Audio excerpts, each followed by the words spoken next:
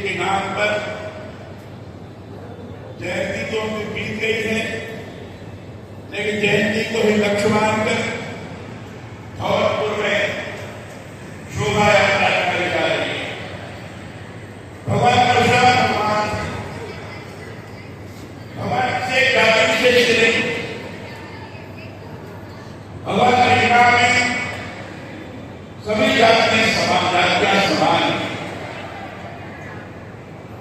परिवार में, ब्रह्म परिवार में पैदा होने के कारण ब्राह्मण के रूप में उनको लोग इससे देखते ही इन्होंने कर्मचारियों का विनाश किया। उनके समान पितृभक्त, मातृभक्त और समाज के प्रति पूर्ण समर्पित जल्दी कोई नहीं मिले। घटना के बारे में आपको जानकारी होगी। पितृभक्त से पिता ने इनके माता के प्रति किंचित जब तक संदेह नहीं था, वो विश्वास थे कि गड़बड़ नहीं है, तो भी समाज के अंदर अवमानना ना हो, इस बात को ध्यान में रखकर अपने बेटों से कहा, मेरे माता का गला पर बोले बेटा तैयार नहीं हुआ, पत्थर की युक्ति के रूप में हो जाए। परशुराम जी बाहर से जब उनको पता लगा हुआ है, मुझसे भी यही कहा था, सही बात है, तो पितृभक्त हो, जो मैं होगा उस पालन करोगे, उन्होंने जरूर करूंगा। उन्होंने अपना मां का सर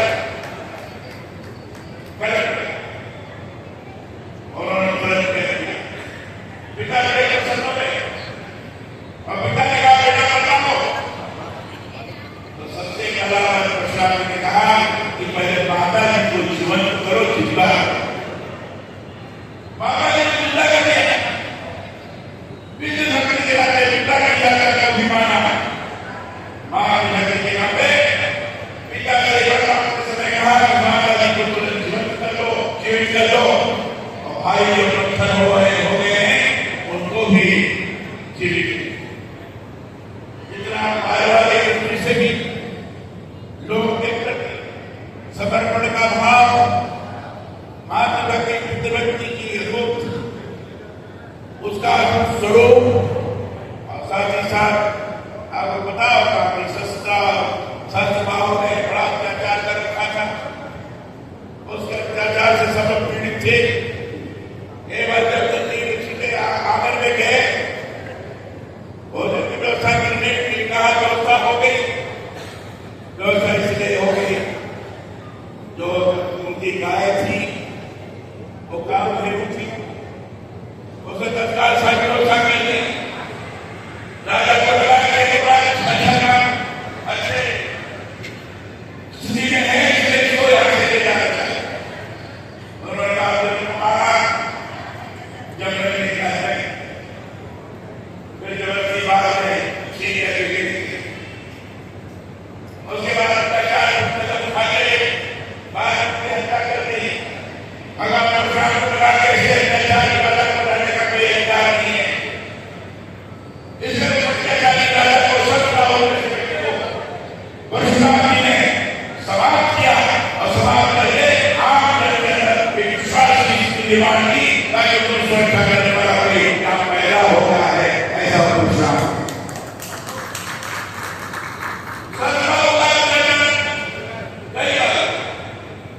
उस समय के इस तरह के राजाओं ने अत्याचार का स्वरूप निर्माण किया। ऐसे अत्याचारियों का उन्होंने नाश किया था।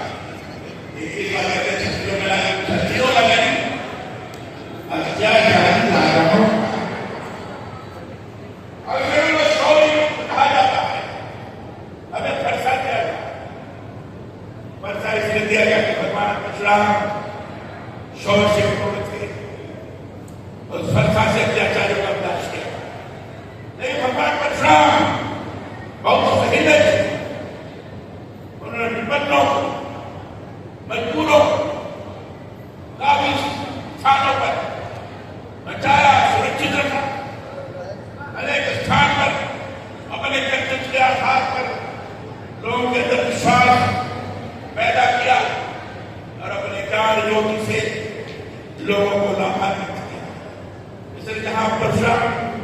शौर्य के प्रतीक है, वही भगवान परशुराम ज्ञान के भी प्रतीक है, तपस्वियों के भी प्रतीक है।